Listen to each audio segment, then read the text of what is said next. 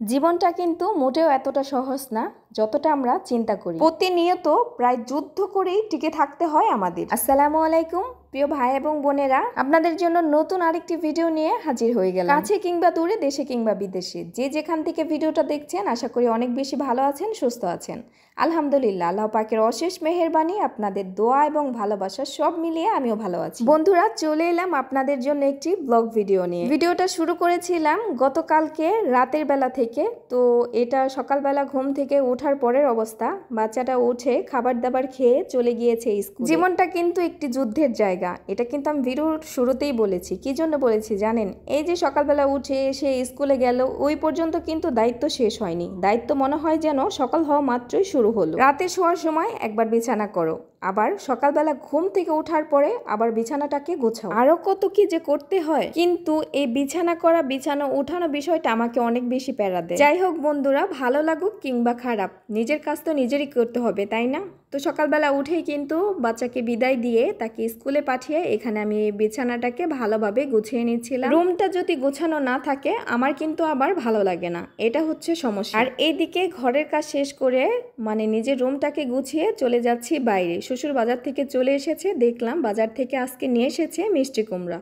তো মিষ্টি কুমড়া দেখেই বুঝতে পেরেছি যে অবশ্যই মিষ্টি কুমড়া দিয়ে ইলিশ মাছ দিয়ে আজকে রান্না করা হবে। তাই তো ফ্রিজ খুলে ফ্রিজ থেকে ইলিশ মাছটা বের করে নিলাম, আর বাচ্চাদের জন্য হচ্ছে একটু মুরগির মাংস বের করে দেখি আজকে সন্ধ্যার নাস্তায় তাদেরকে এই মাংসটা দিয়ে কিছু বানিয়ে দিব। তারপরে সকালবেলা চলে এলাম 1 কাপ গরম গরম চা খাওয়ার জন্য। সকালবেলা চাটা না খেলে কিন্তু একদমই ভালো লাগে না। এটা কি আপনাদেরও হয় নাকি আমারই বদ অভ্যাস? প্রিয় বন্ধুরা, যারা যারা ভিডিওটা দেখছেন অবশ্যই কিন্তু কমেন্ট বক্সে কমেন্ট করে জানাবেন। শ্বশুর আবার এক বাজার থেকে এসে আরেক বাজারে গিয়েছে মাছ আনার জন্য, তাই তো চাটা তাড়াতাড়ি খেয়ে বাইরে চলে আসলাম। আর এসে দেখলাম 2 আইটেমের মাছ নিয়ে এসেছে, বাইং মাছ আর হচ্ছে শিং মাছ। মাছ হিসেবে শিং মাছের কিন্তু রয়েছে অনেক গুণাগুণ, কিন্তু কাটা ধোয়া কিংবা পরিষ্কার করার ঝামেলার কারণে কিন্তু আমরা অনেকেই খেতে চাই না এই শিং মাছ। সামান্য একটু বুদ্ধি খাটিয়ে কিন্তু খুব ঝটপট এই শিং মাছগুলোকে কাটতে পারেন এবং পরিষ্কার করে নিতে পারেন কোনো রকম ঝামেলা ছাড়া। আর আমি হচ্ছে এখানে সামান্য একটু পরিমাণ লবণ দিয়ে দিলাম। লবণ দেওয়ার ফলে দেখা যাবে যে 5 মিনিটের মধ্যে শিং মাছগুলো সব মরে গিয়েছে,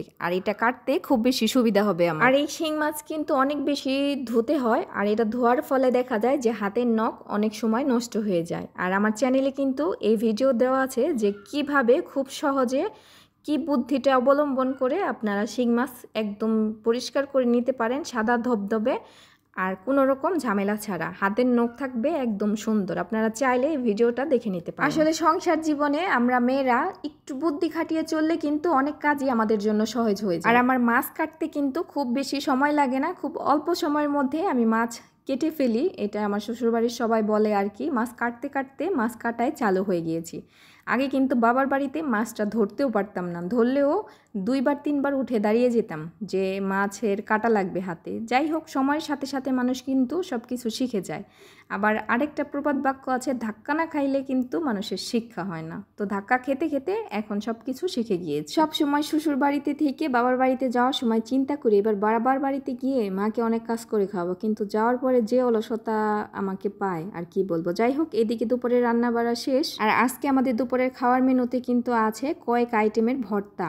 কুমড়ার খোসা দিয়ে কিন্তু একটা ভর্তা বানিয়েছি, আর এই ভর্তাটা খুব বেশি মজাদার।